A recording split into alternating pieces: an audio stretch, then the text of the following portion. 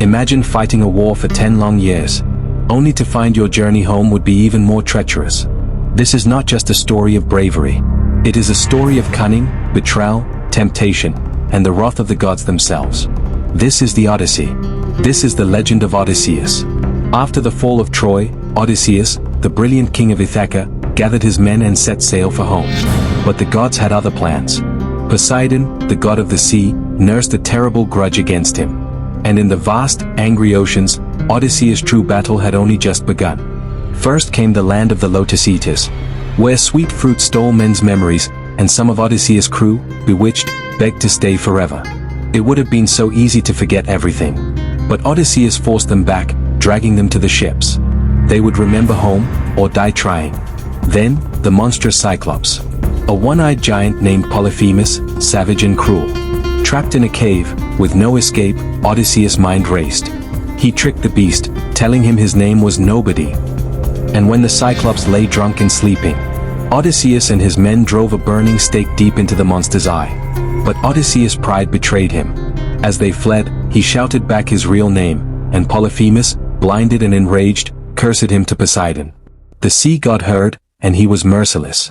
The winds carried Odysseus next to the island of Aeolus, keeper of the winds. Aeolus gifted him a bag containing every wind, except the west wind, which would carry them home. Ithaca was in sight. The men could taste it. But curiosity overcame them. While Odysseus slept, they opened the bag, thinking it held treasure. The unleashed winds roared, and the ships were hurled back across the endless sea. Then came the enchantress Circe, who turned his men into pigs. Only with a magical herb and his stubborn spirit did Odysseus resist her spells. Circe became his ally, and his lover. For a year, he stayed by her side, forgetting his quest. Until the whispers of Ithaca in his dreams drove him onward. To find his way home, Odysseus had to journey to the underworld. Among the shadows of the dead, he met the spirit of the prophet Tiresias, who warned him, "Control your men.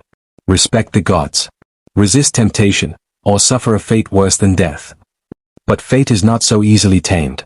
Odysseus' ship approached the sirens, creatures whose song lured sailors to watery graves. He stuffed his men's ears with wax. But he, hungry for knowledge, had himself tied to the mast, straining madly against his bonds as the deadly music filled the air. And then came Scylla and Charybdis. A six-headed monster on one side, a deadly whirlpool on the other. Odysseus steered close to Scylla, sacrificing 6 men to save the many. Their screams haunted him forever. On the island of Thrinacia, sacred cattle of the sun god Helios grazed. Despite dire warnings, Odysseus' starving crew slaughtered the beasts. The god's vengeance was swift. A storm destroyed their ship, drowning all but Odysseus.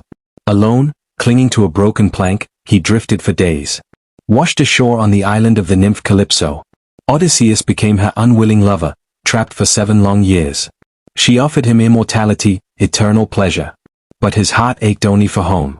At last, the gods intervened, and Odysseus built a raft to sail once more. Shipwrecked yet again, battered by Poseidon's wrath, he reached the shores of Ithaca at last. But home was not the same.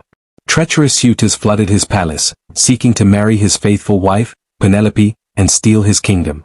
In disguise, Odysseus plotted revenge. With his son, Telemachus, by his side, he revealed himself in a burst of fury. Stringing his mighty bow, loosing arrow after arrow. The suitors fell where they stood. Ithaca was his again. Odysseus had defied monsters, temptation, gods, and even death itself. But victory had come at a terrible price. Friends lost. Innocence shattered. A heart forever scarred. Yet through it all, one truth remained. Home is worth any journey. Even one that takes a lifetime.